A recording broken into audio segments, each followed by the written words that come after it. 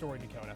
All right, time for another live guest. I am afraid to welcome this guy in because in about 3 minutes he's about to make me look really dumb, but we're happy to have him. Never. Matt Marcy, magician, comedian, performing this weekend at Kellar's. You've been on Penn and Teller Fool Us, The Extreme Gone Show, dozens of other public appearances, my friend, and it's great to have you back at Kellar's, and I'm sure you're excited for what was going to be another great weekend. Yes, thanks for having me. I love being here, and Kellar's is a great venue, and so I'm excited for shows. 3 shows this weekend, actually. So that'll be good. We're doing a Father's Day matinee on Sunday as well. So okay. Anything special for that show in particular? Well, that show's open to families, and it's focused on them, but it's dangerous to say families because people then think it's a kiddie magic show. It's not. It's still the same great magic and illusions you would see normally. It's just it's family friendly, so if you want to bring the younger ones along for that, it's a good way to spend Father's Day. So how long have you been doing magic for, and did you start comedy first? How did that all work out for you? No, I got into magic as a kid. I was young. I was probably 5 or 6. I got a magic kit, like most kids, and I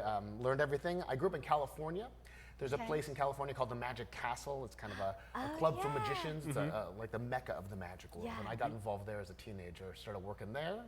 Worked my way through school doing shows, and then just never got a job. That's awesome. Out of curiosity, which one was harder to learn, the magic part or the comedy part? Because I think they're both two things that are hard to master. Well, whatever you don't laugh at, that's the magic. Sure.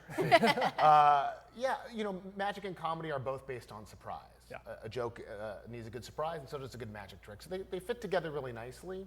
And when I was starting out, I looked at all the different forms of magic, illusions, close-up magic, escape magic, mind-reading magic, and comedy magic just suited me. I enjoyed it. So it's really what I've been doing since I started magic was chatty, talky comedy magic. There you go. What is it like being on shows like Penn and Teller and kind of trying to fool them with your tricks and whatnot? I mean, they're obviously fantastic, and it's fun to do stuff, and it's a really well-produced show. They really care about the magic. They really want it to look good, and so it was fun. I got to do it twice. So. Oh, wow. Yeah, it was really neat. Double trouble. But we're not Penn and Teller, but get a chance to fool us today. Well, I thought I'd try something with you. I have no idea if this is going to work, which is scary on TV. It's going to work. Well, I don't know, because we just tried something new, but I thought we'd do a card trick because it's a magic classic.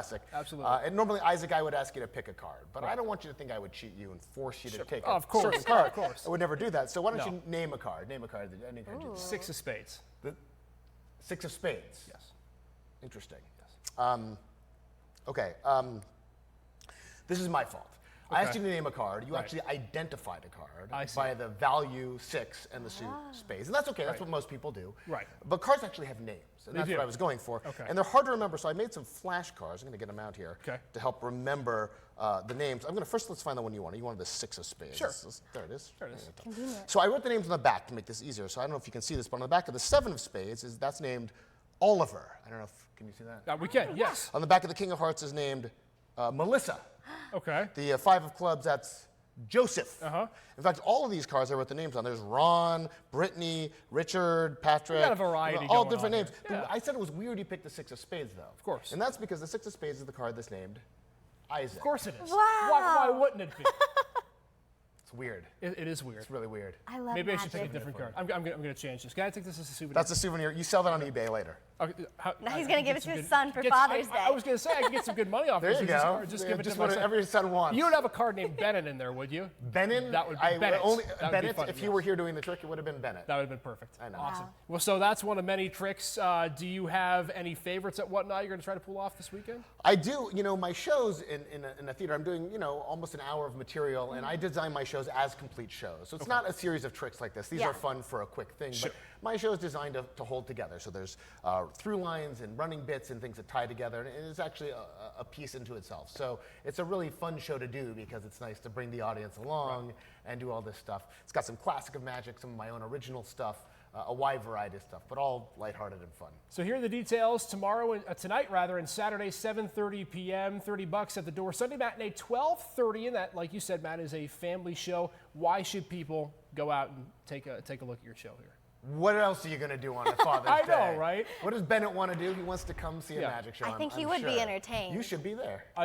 We might. I think he would love it, and he probably could help you out with the trick. If he goes there, I want to see a Bennett card. You want to see a Bennett card? I don't do requests usually, but Isaac, for you, maybe we'll make it happen. All right, look well, at you. we'll let you know if you're going to be there. Matt Marcy, can't wait to see him at Kellar's this weekend. Thanks again, man, for joining us. Thank you. Sounds good. All right, when we come back, we've got more First at 4 coming your way, including some more live guests, and we'll also get a chance to take a look at John Stalin at Thurston Fest here at Meadville as he finally gets a chance to start off the event after it was postponed last night because of the weather.